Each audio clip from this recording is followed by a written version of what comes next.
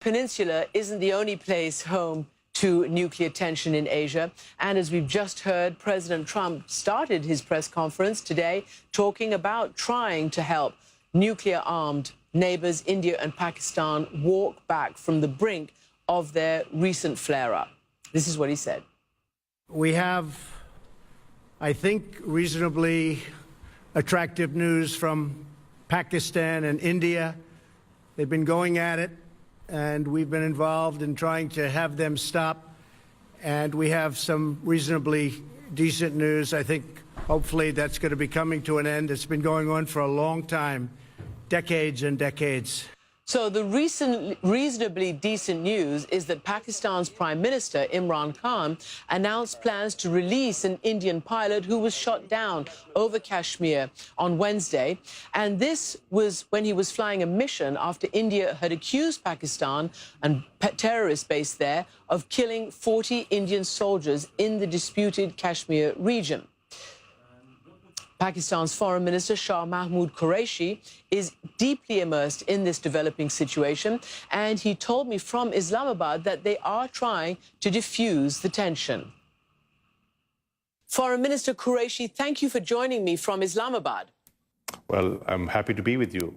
Can I just ask you to confirm for me some of the de-escalatory steps? Prime Minister Imran Khan has said that Pakistan will release the captured Indian pilot. Can you confirm that? Has it happened? When will it happen? Well, he made a statement while he was addressing the joint session of Parliament, and this was a goodwill gesture, and we feel that this should be an expression of Pakistan's willingness to de-escalate.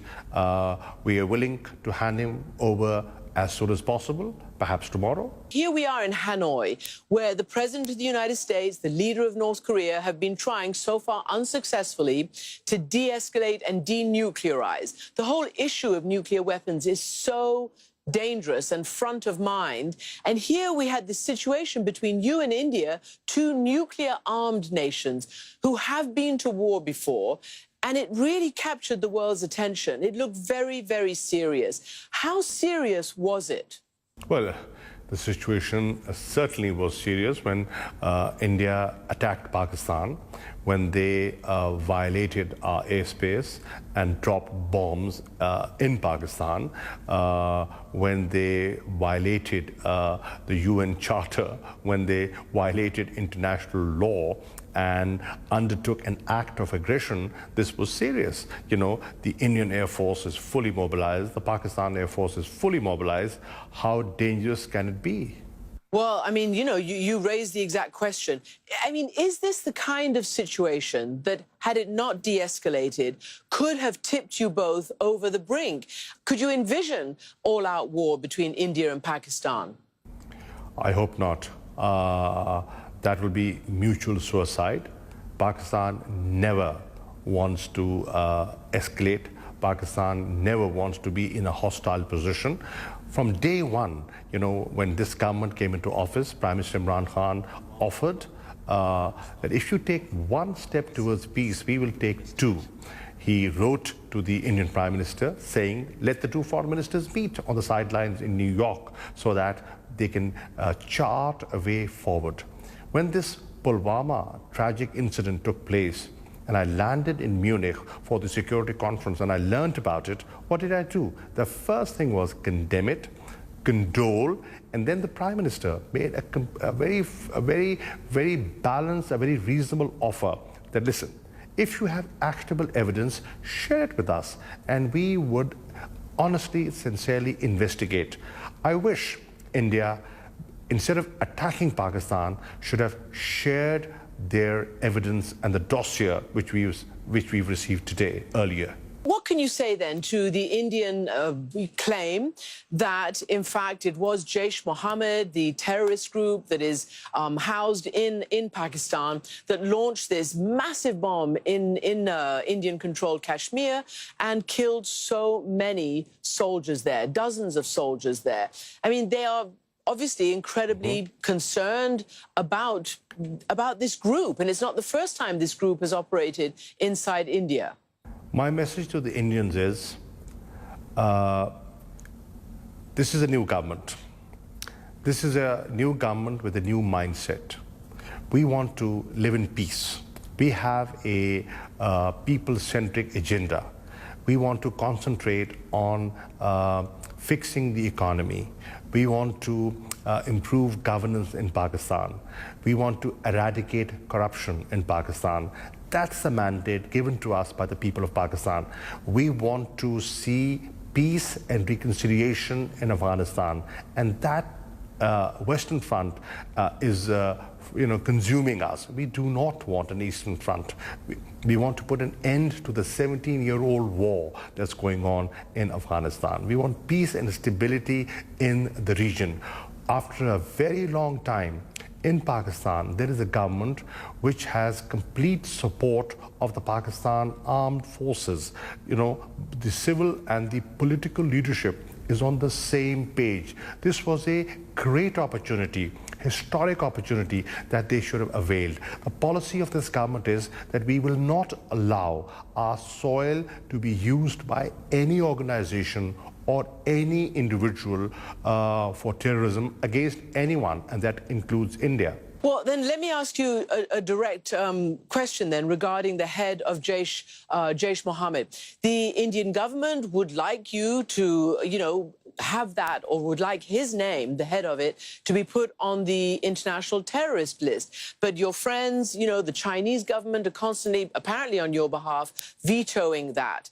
Is it something that you would welcome now in the wake of this rise, this escalation in tension between you? Should he be put on that terrorist list? We will be open to any step that leads to de-escalation. And if they have good, solid evidence, please sit and talk. Please initiate a dialogue, and we will show reasonableness. Is the chief of Jaish Mohammed, Masood Azhar, is he present in Pakistan? And if so, will you go after him? Well, he is in Pakistan. According to my information, he is very unwell. He is unwell to the extent that he cannot leave his house because he's really unwell. So that's the information I have. Why doesn't your country arrest him so that the head of this group, which you've all admitted is a terrorist organization and causes incredible tension, to say the least, between you two highly armed neighbors? Why don't you arrest him, ill or not ill? If they give us evidence which is acceptable to the courts of Pakistan, after all, we will have to justify. They will go to the court, and if they have solid, inalienable evidence, share it with us, so that we can convince the people, and we can convince the independent judiciary of Pakistan. Do you doubt what he's accused of doing and what the group is accused of doing? You see, it's not a question of me doubting. There is a legal process, and you have to satisfy that legal process. So let me ask you then, because this is obviously not going to be litigated on our program, what conversation have you had with the United States? You heard what President Trump said about trying to help you all de-escalate this current crisis, and Secretary of State Pompeo has said the same thing. Tell me what conversations you had with the United States about all this. What did they urge you to do? What did they help you to? Did they make any guarantees of security? What was the conversation like? Well, to begin with, I'd like to thank President Trump for taking an interest to de-escalate. He, I think, can play a significant role. United States can play a significant role. United States and Pakistan have had good relations for decades. We have been close allies, and today we have a shared objective to achieve peace and stability in Afghanistan. I have had a meeting, not a meeting, I had conversation, telephonic conversation with Secretary Pompeo, in which we discussed this evolving situation, and I'm happy that they have taken note of this rising tension, and they want to play a constructive role to de-escalate. This is a very welcome development. And just finally, you know, in the bigger picture of relations between you and the United States, President Trump has made no secret of his frustration with Pakistan over the years. And there was all sorts of talk about reducing aid to Pakistan and, you know, holding Pakistan accountable, particularly in regards to the war in Afghanistan and the whole fight against terrorism.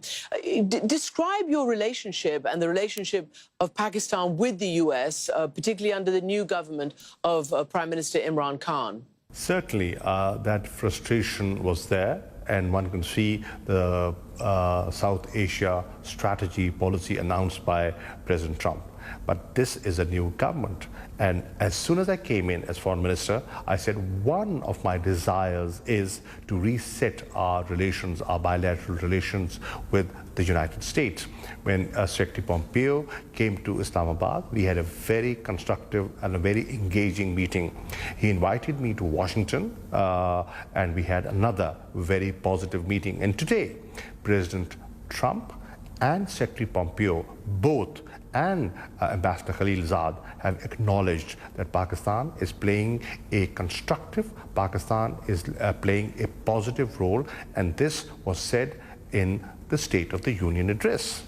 Well, all eyes are on your region right now, and we hope that the de-escalation continues, and we'll wait to see the ensuing actions taken by your government and by India.